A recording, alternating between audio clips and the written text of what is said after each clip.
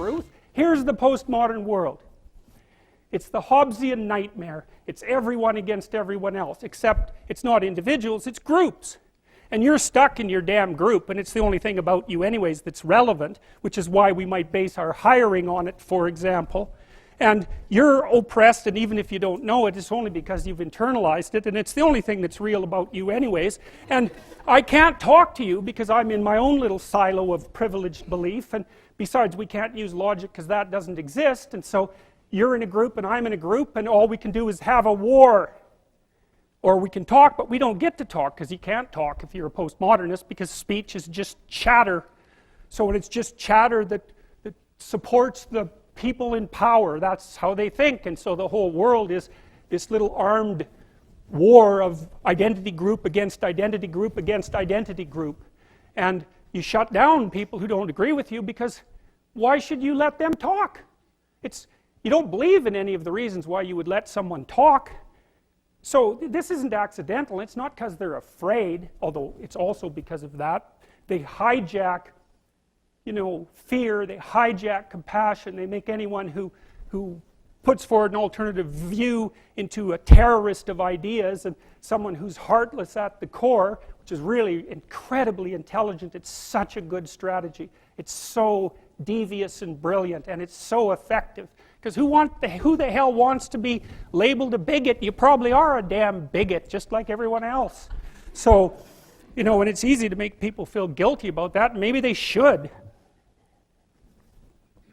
So anyways, what's going on? Well, that's what's going on. And so what do you do about it? Well, I don't know what you do about it, but I have a theory, and that's one I've been working on for like 40 years. So one of the problems with postmodernism, and I'm going to take 5 minutes, and then we're done. One of the problems with postmodernism is that, and this is a big problem, like this is a fatal problem apart from the fact that it's incoherent and there's no value structure in it and it's fundamentally divisive and destructive. There's a logical problem with it too that's even worse. And so you might be noticing that the LGBT set of acronyms keeps growing, eh? And it's kind of a form of its own parody in some sense. It's like, well, I'm oppressed. It's like, yeah, you are.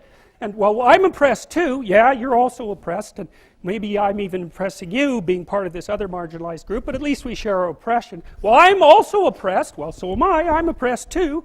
It's like, okay, so here's a problem. There's a big problem here. The problem is, it's true. You're oppressed, you're oppressed, you're oppressed, you're oppressed. God only knows why. Maybe you're too short, or you're not as beautiful as you could be, or your grandparent was a serf, likely, because almost everybody's great-grandparent was. It's like, and you're not as smart as you could be, and you have a sick relative, and you have your own physical problems, and it's like, frankly, you're a mess. And you're oppressed in every possible way, including your ancestry and your biology, and the entire sum of human history has conspired to produce victimized you with all your individual pathological problems. It's like, yes, true.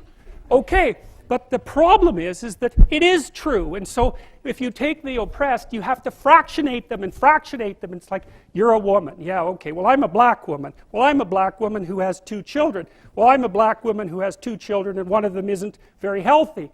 And then, well, I'm a Hispanic woman and I have a genius son who doesn't have any money so that he can't go to university. And, I had a hell of a time getting across the border. It was really hard on me to get my citizenship. My husband is an alcoholic brute. It's like, well, yeah, that sucks too.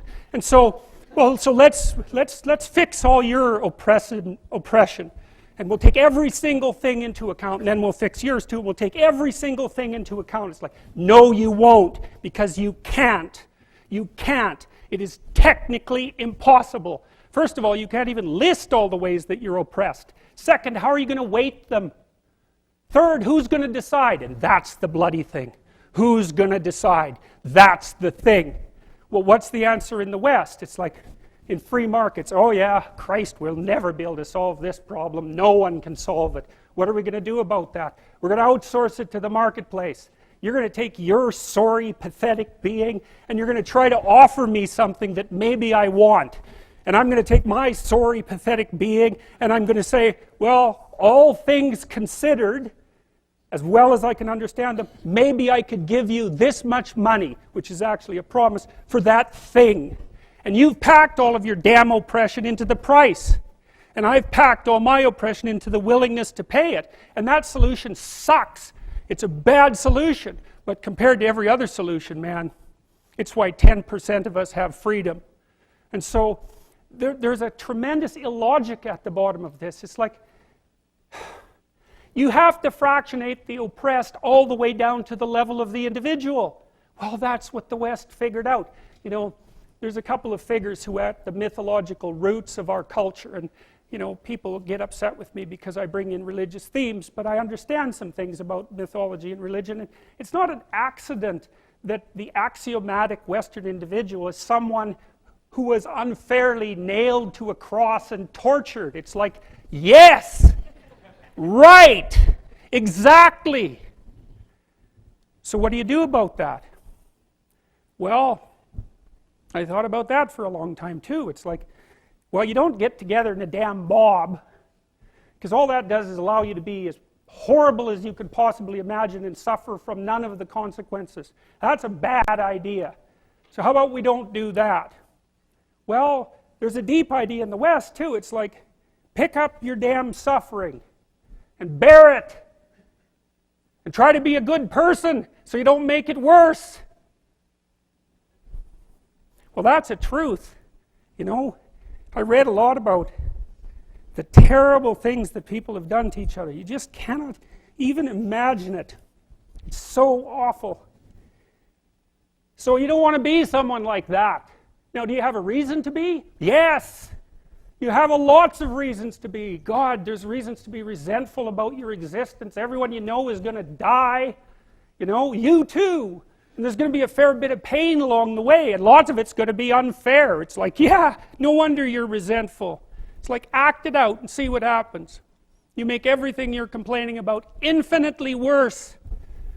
There's this idea that hell is a bottomless pit, and that's because no matter how bad it is, some stupid son of a bitch like you could figure out a way to make it a lot worse. So you think, well, what do you do about that? Well, you accept it. That's what life is like. It's suffering. That's what the religious people have always said. Life is suffering. Yes. Well, who wants to admit that? Well, just think about it.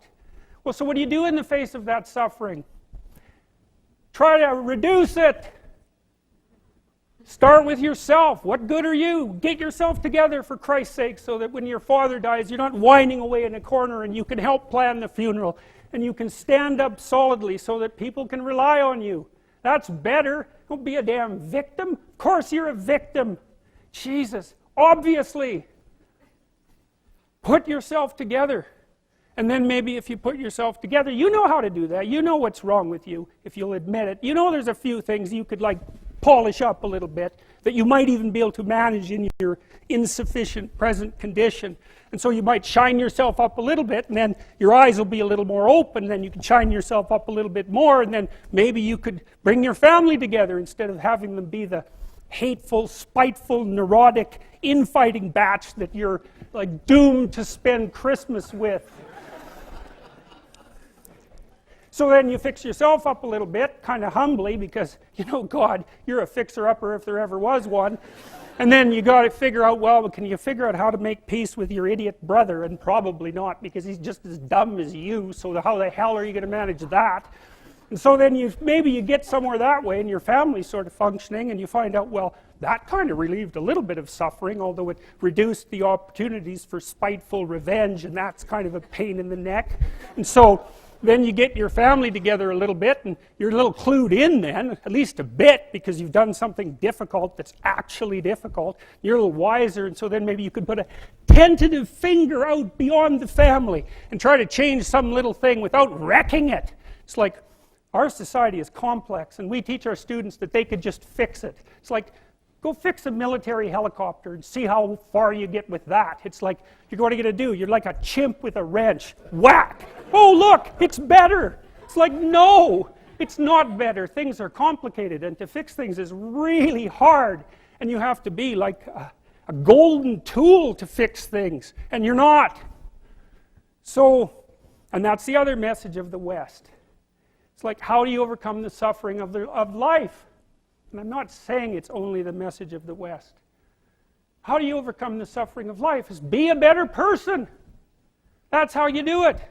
Well, that's hard. It takes responsibility. And I think, you know, if you said to someone, you want to have a meaningful life? Everything you do matters. That's the definition of a meaningful life. But everything you do matters. So you're going to have to carry that with you. Or do you want to just forget about the whole meaning thing, and then you don't have any responsibility because who the hell cares, and you can wander through life doing whatever you want, gratifying impulsive desires for how useful that's going to be, and you're stuck in meaninglessness, but you don't have any responsibility. Which one do you want? Well, ask yourself, which one are you pursuing?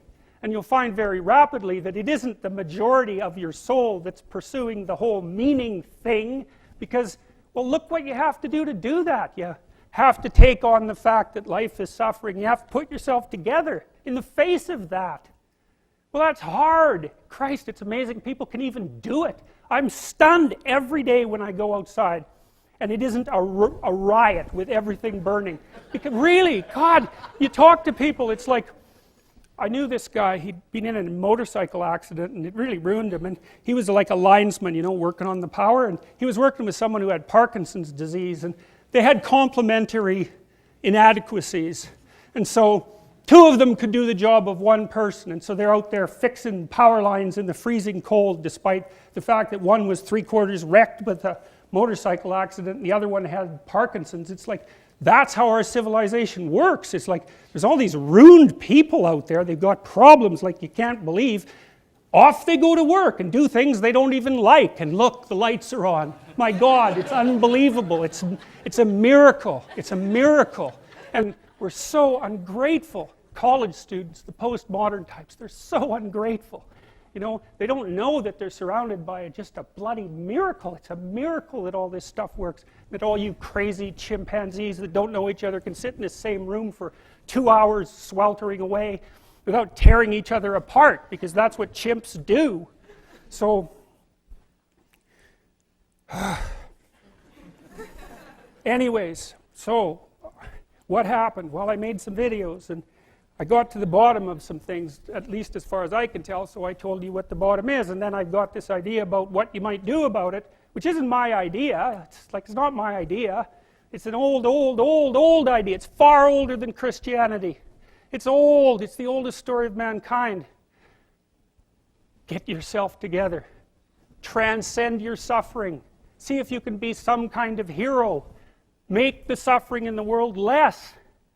Well, that's the way forward, as far as I can tell, if there is any way forward. And that's what's under assault by the postmodernists. So look out, because they know exactly what they're doing, and they know exactly why they're doing it. And that's what it looks like to me. So, that's it.